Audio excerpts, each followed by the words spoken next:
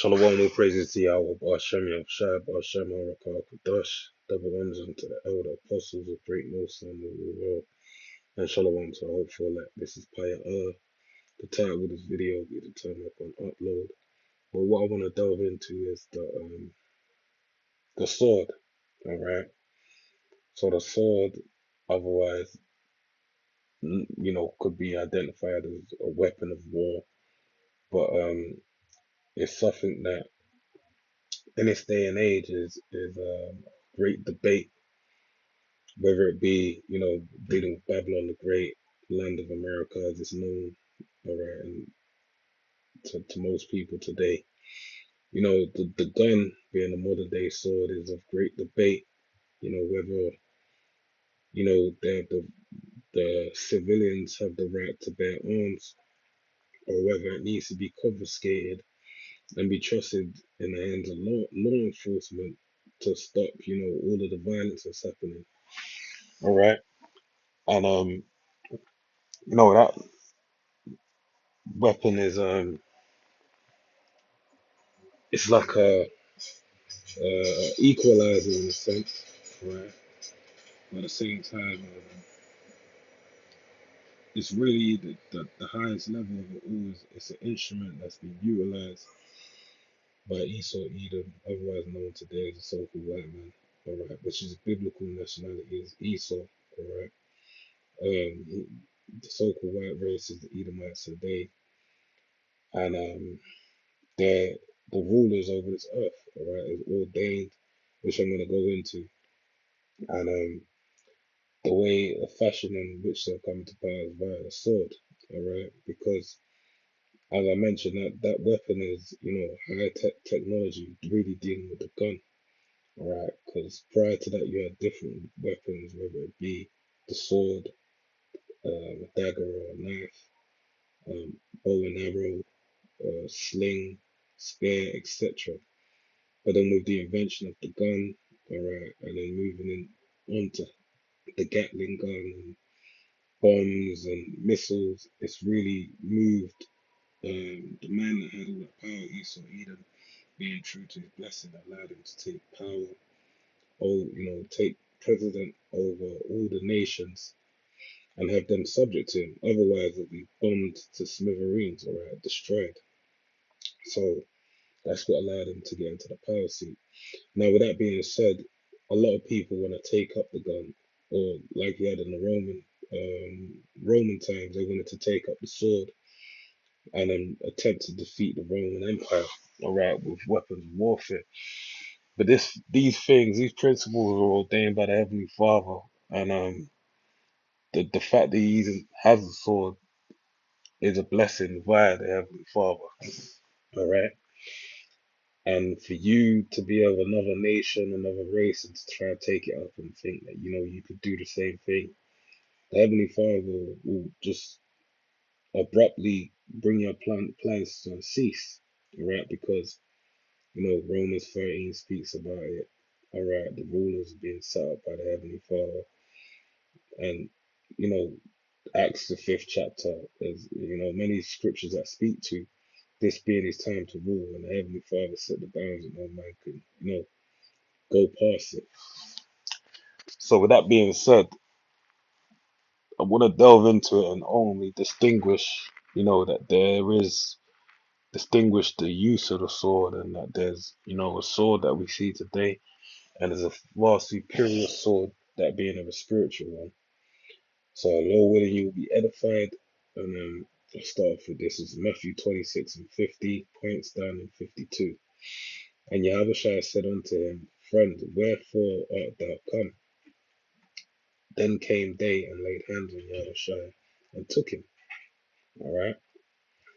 And behold, one of them which were with Yahushua stretched out his hand and drew his sword and struck a servant of the high priest and smote off his ear. Now it shows a very, a high level of mastery with a sword, all right, to precisely strike a man's ear off with a sword. Not even factoring, man's moving back and forth, like, jousting for position, movement, whatever, and for you to within a moment nick off a man's ear, it really shows some precision, all right? Showing you that this disciple, which was Peter, was highly skilled with the sword, all right? And I'd imagine, you had to have some, I mean, not to that level, but everyone had to have some form of use of the sword as a form of protection, all right? Because in this modern day era, everyone relies on the police and different things like this. But for the most part of history, if you can't defend yourself, you'll be robbed. All right, you'll be robbed. You'll be murdered. You could be kidnapped. You could be forced into slavery. That for the most part was a form of protection between you and the wild savages that roam the earth. All right. So this is the point now, verse 52. Then Yahushua unto him. Then said Yahushua unto him, put up again thy sword into his place, for all they that take the sword shall perish with the sword. Right. So the sword, this birth, the saying otherwise known as, if you live by the sword, you die by the sword. All right. Now, the sword is one of those kind of things that, you know, as I mentioned, there's a spiritual sword and there's a carnal sword. This speaks to the carnal sword, but it's a spiritual sword. All right. And this really, Yahushua is saying, this really spoke to what his ministry and his doctrine was about. Right? When he was upon the earth, he was about ushering in the kingdom via the word of the Most High power. Prophetic words coming into play. All right. Even though the way the kingdom will be brought into place will be done with Babylon violently being taken down, there was no power of a such that could, you know, outdo the carnal. And it's still if anything, back then, you imagine what it's like today with all the weapons of warfare you got today. You got rail guns, all right, that could shoot from one side of the sea to the other. You got satellite laser beams, all kinds of shit. That if you think you're gonna try and buy a nuclear warhead or buy some, RPGs or a couple machine guns, handguns, whatever, you be retarded to think that you can actually fight this man because the level of power that is being played in the theater of war right now is beyond your belief. All right, so that's why it's been no, maxed out in the metric of carnality to show how great the spiritual uh, weapons of warfare are. Okay, because really it's all starting right now with the seed of faith. All right, which speaks to the word, and the word is what sharper than any two-edged sword. That can cut through spirit, bone, and marrow, and and it deciphers the intents of the heart. All right. So that's why it has such power because it's mind reading. All right. It's like it locks in on your whatever your intention may be, and it just cuts it to smithereens. All right. It pulls back the veil and then just blows it up.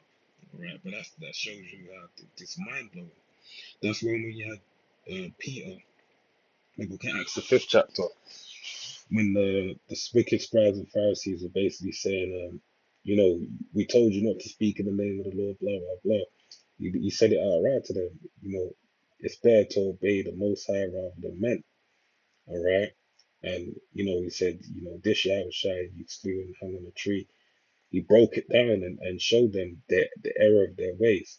And in those words being said, with the strength of the scriptures, as far as what Yahushua was meant to do, it said that they were cut to the heart, all right? Because he basically showed them that, look, I know what you're doing. You're trying to hide your shame. But this is something that what you tried to bring a stop to when you killed Yahushua, when you murdered Yahushua, should I say, is something that you've just got the ball rolling. All right, you've initiated the next level of this thing, and your part to play in it. This is it. Whether you like it or not, it has to be said. And they wanted to do the same thing to Peter. In that being said, that's why the weapons of our warfare as it tells Peter wrote in the epistle to the Corinthians, that the weapons of warfare. are spiritual, not carnal. Mighty to the pulling down of strongholds, pulling every thought into the obedience of Yahweh, of Yahweh Bashem Yahweh Shai.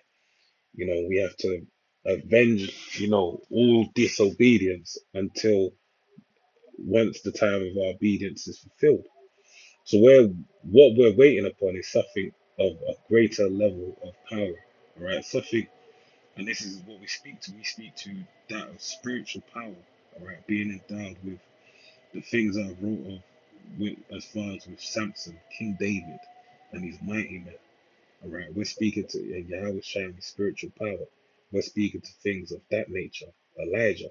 All right, these are the things we speak to as far as the Heavenly Father defending us, not us, buying guns or swords or anything like that, or bombs or whatever. That's not our part to play. Our part to play is to patiently wait for the Heavenly Father to help Heavenly Father to endow us with spiritual power, right? And that really shows you that as it stands right now, we have to utilize the only sword that we have is a spiritual sword, which only those that really are in the know and understand, all right, will know the power of it all. We have spiritual power, on some form of level, but there's a fulfilling that's to come as time goes on. So let's delve into this, show you a partition of it all. So it's the book of Genesis 27, and I'll start from verse 38. And Esau said unto his father, hast thou but one blessing, my father? Now this is when Jacob and Esau, going back to the book of Genesis, the 25th chapter, are the descendants of Isaac and Rebekah. All right, twin brothers that basically, you had one that basically brought to fruition the battle of good and evil. All right, one brother being unto the righteous and one brother being unto the wicked. All right, and funnily enough, the righteous brother through the Spirit supplanted, which is the younger brother as well, supplanted his older brother, which is the wicked, via supplanting him of his blessing. But in reality, there's two reasons as to why, this is one of righteousness. It's prophesied before they were born. That's one point. And the second is that Esau even sold his birthright and said it was of no use to him. So I really showed you that in the spirit, it wasn't for him anyway, because he never had no regard or respect to it. All right. But you know how the devil stays? He don't know. He's a double-minded man. Okay. So this is I'll read again, reading from verse 38. And Esau said unto his father, hast thou one blessing, my father? Bless me, even me also, O my father. And Esau lifted up his voice and wept. All right. So he as it tells you in the book of Hebrews, he's sorted carefully with tears. All right. This is part of tears, which is only going to lead to the sorting. All right, carefully. The emotion that set the ball rolling, as far as that great envy and strife between what's today known as so-called uh, black and white man, which really is the Edomites and the Israelites, which include the so-called Negroes, Hispanics, and Native Americans. That's why there's a great tension between those tribes of people. And Isaac his father answered and said unto him, behold, thy dwelling shall be the fatness of the earth and the dew of heaven from above. All right, so he's gonna be blessed to have the control over the earth. But here's the kicker: and by thy sword shalt thou live, and shalt thou serve thy brother. Right. So the main difference between Jacob and Esau's blessing was Jacob took the blessing of the kingdom of heaven, but Esau also got the blessing of the rulership of the world, was that he'd have to use the sword in order for him to establish his power structure. All right, which is being shown by today. All right, really, even when you deal with how the British took down the Chinese, which was straight up skullduggery by drugging them with opium, and then sneak thieving and plotting uh, um, that's the point really. Just drugging them with opium and taking control of their power, etc., etc. When you deal with our brothers, Gad, the Native Americans, so-called Native Americans, they basically made treaties with them that they didn't honor, and then killed them while the men killed their families while the men were out hunting, and then stole their land. All right, even to the day where if you go to America, the last thing you think you'll see, or the last thing you're gonna see, is a Gadat, all right, a native aborigine to the country. Then you deal with Hispanics, the so-called Hispanics, same thing.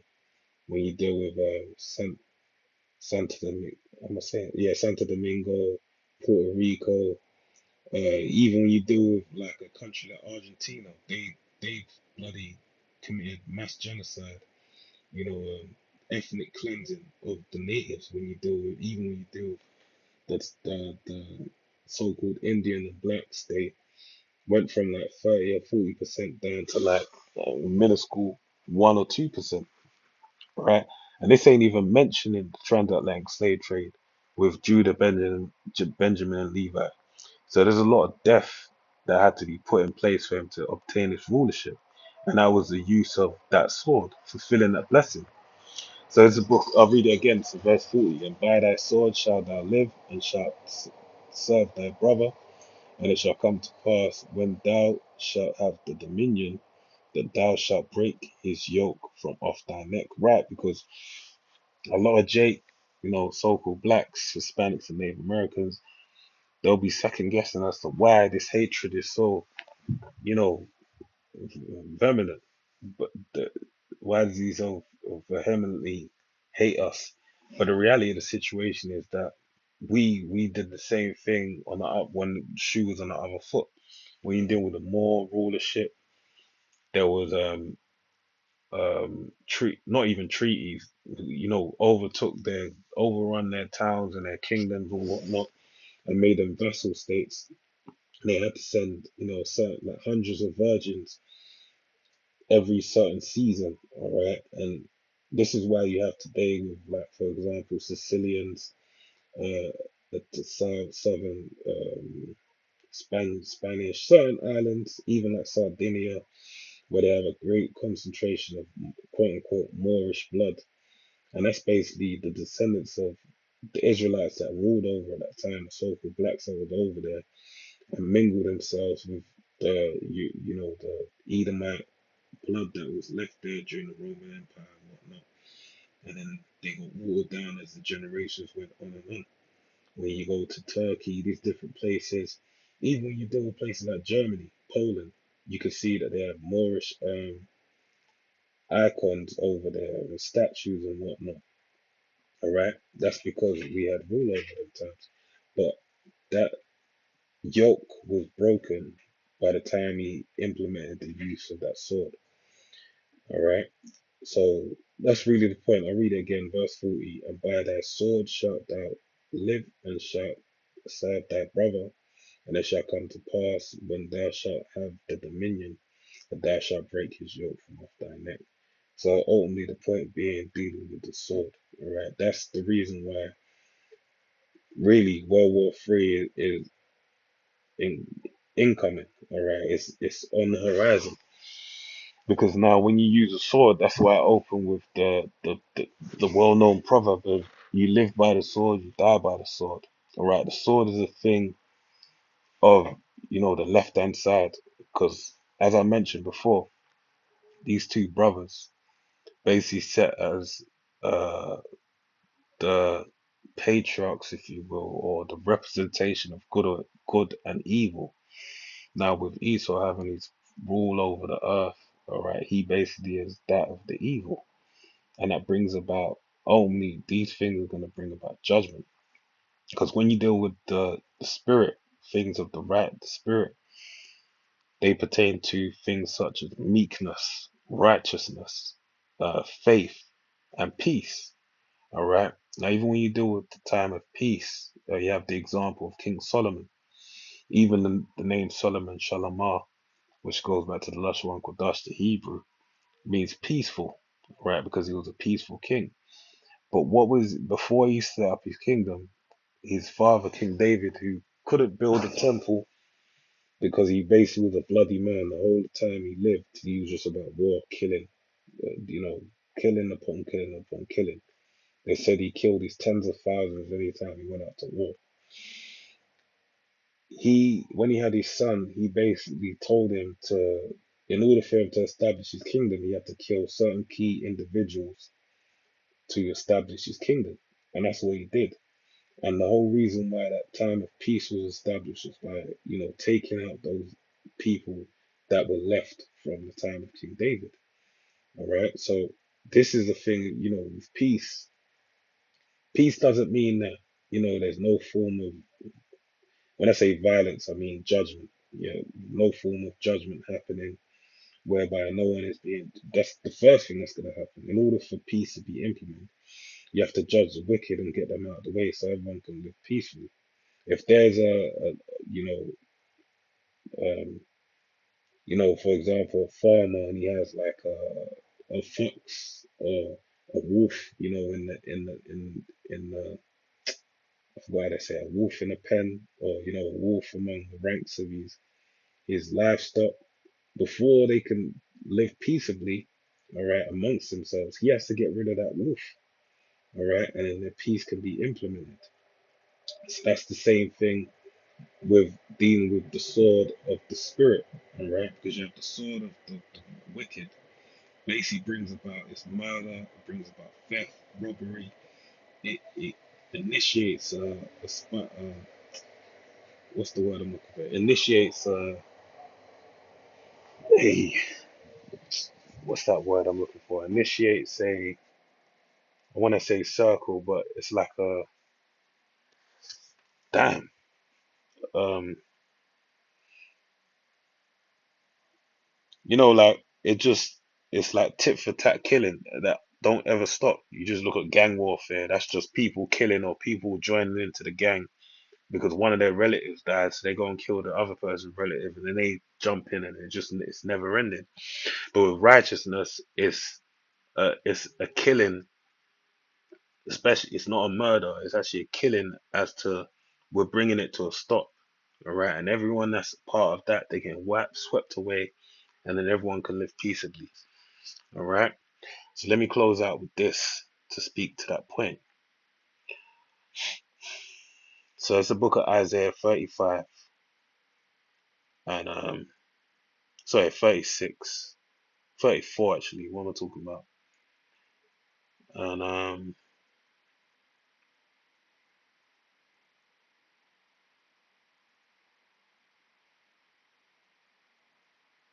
I read from verse 1 to 6, point being in 6.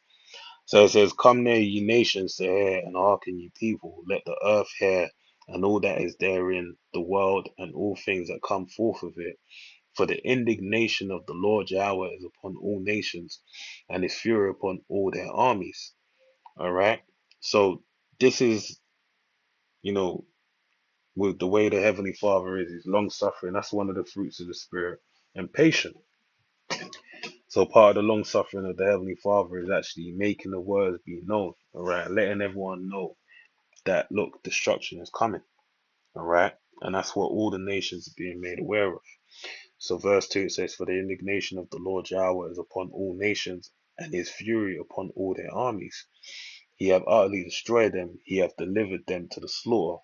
Their slain also shall be cast out, and their stink shall come up out of their carcasses, and the mountains shall be melted with their blood. Right, because they, as it tells you in the book of Psalms 83, it speaks about the enemies of the children of Israel. And that's basically all of the heathen.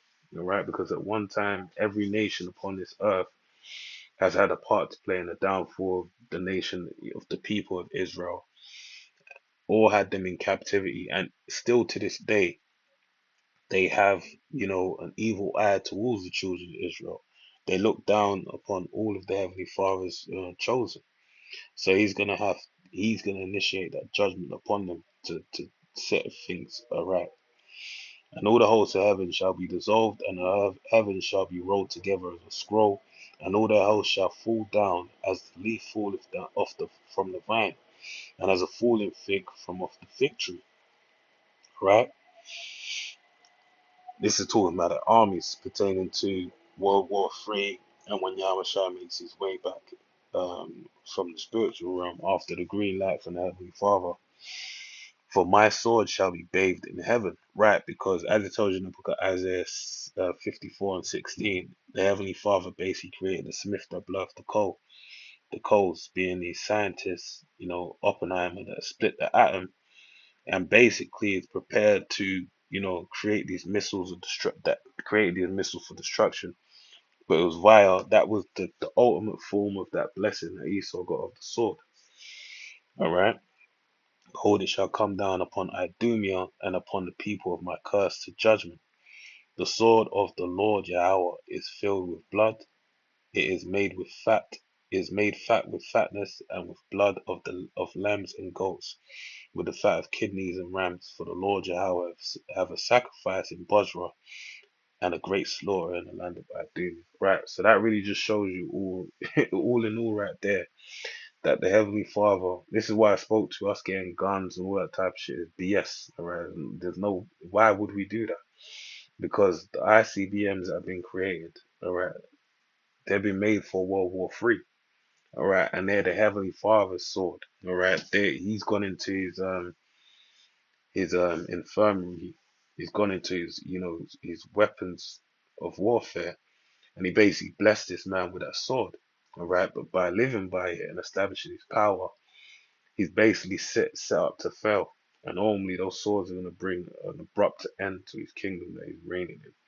But as I mentioned before, the fruits of the Spirit, being that we have the word of the Heavenly Father, is ultimately peace.